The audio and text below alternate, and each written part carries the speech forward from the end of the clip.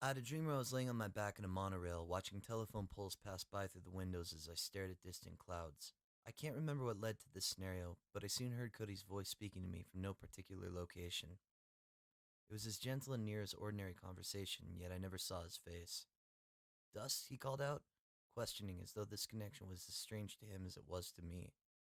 I remember calling back excitedly. The incredible apathy I'd been feeling during this point in time evaporated. I felt pure like I was a kid as I immediately entered into a long conversation with him, asking him things he couldn't explain. What do things look like where you are? I'd asked. And I could tell he had a semblance of an answer, but I imagined he didn't want to invalidate anything with words.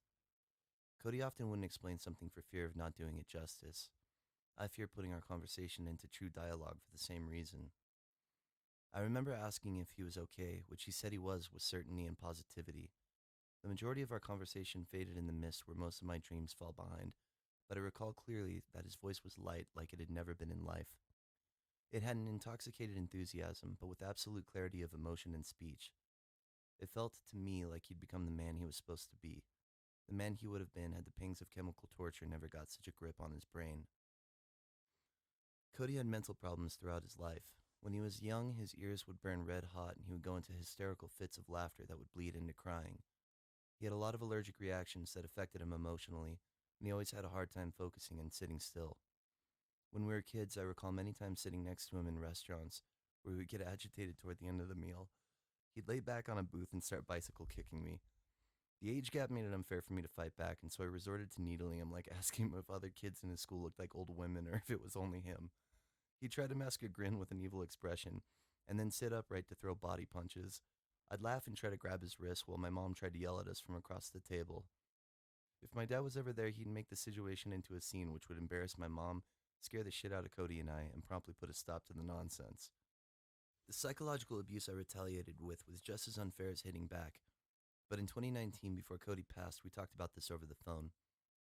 Cody told me I was always such a bastard growing up, but he always thought the shit I said was funny, and he attributed this to our unified sense of humor. I didn't usually make fun of him, though. I was really sympathetic most of the time, and he knew he could come to me when he was having problems. I thought about one time in particular. Cody was 11 years old and he knocked on my bedroom door. When I let him in, he was shaking like he wanted to cry, and I was quickly alarmed with concern. What's wrong, Codes? Are you okay? I thought maybe he had gotten hurt, but what he told me dazed me momentarily and took me a second to grasp. He said he was laying on his back and started thinking about what life is. He was stricken with rudimentary existential questions like why are we here, and what is life, and is life even real? When I say these are rudimentary questions, I don't mean at all that the experience of these questions are uncomplicated.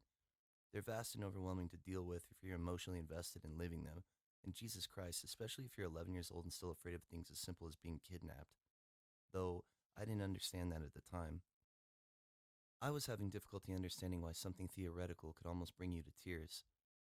I could wrap my head around what he was telling me easy enough, but it was the difference between someone explaining free falling from an airplane or actually being the person that jumps from the hatch. I think a lot of people who discuss things philosophically forget that understanding the premise of something existential isn't the same as living through it. And when Cody was explaining this to me, I was still years from experiencing anything similar myself, and still to a lesser degree than I believe he had.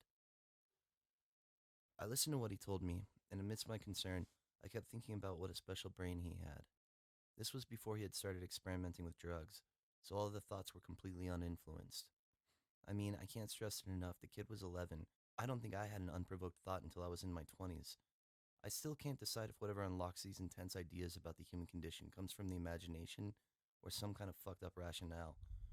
The same kind of rationale that comes to the conclusion to put a gun to your head to erase all the anguish.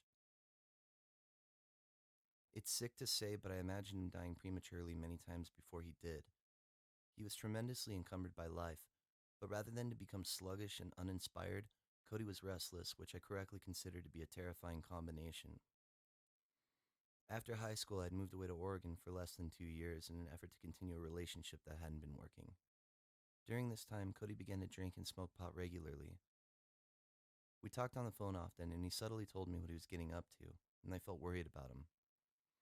I was selfishly torn between being his friend and being a good older brother. I was also selfishly torn between being a hypocrite and being a good older brother. One day, my friend went to his girlfriend's mom's house, who had a younger sister Cody was friends with. 14-year-old Cody was passed out on the front lawn in the middle of the day next to a patch of his vomit. My friend called me and warned me about the situation, and it was at this point I told my mom. Neither she nor I controlled the situation at all. Oddly enough, this friend that discovered him on the lawn was also the same friend that discovered his body on the dirt road after he had overdosed. He was called to the scene as an EMT on a day which he was randomly working in the area when he shouldn't have been. This coincidence is maddening to me, as though God or the universe or whatever is saying that it meant to happen. But usually when you think of things meaning to happen, the unifying idea is supposed to bring you peace, but to me it was a slap in the face that I deserved. To me, it was only meant to be because I didn't stop this from going off the tracks when I was warned first. It's a strange and fucked up parallel I can't get out of my head. Then sometimes I think, is any of this even real, or am I drawing spiteful lines between a meaningless constellation?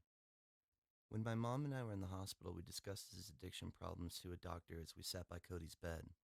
The doctor then asked, knowing the answer, "You never put him into a rehabilitation program?" He looked at me.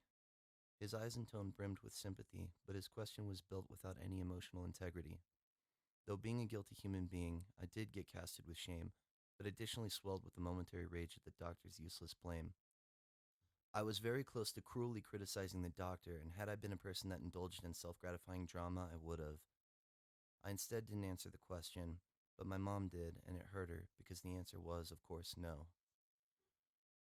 I then apologetically kissed Cody's forehead.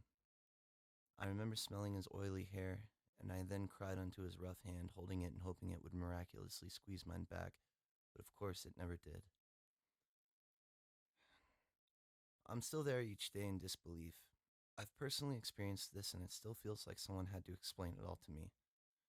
So I'm laying on my back in the monorail in my dream, and I look up and I say something into the nothing. I say, "Cody, I want to hug you." And all he could say was, "I love you, Dust." So I said, "Cody, how do I know any of this is real? How do I know we're really talking right now?" And he replied with something meaningless, and I woke up.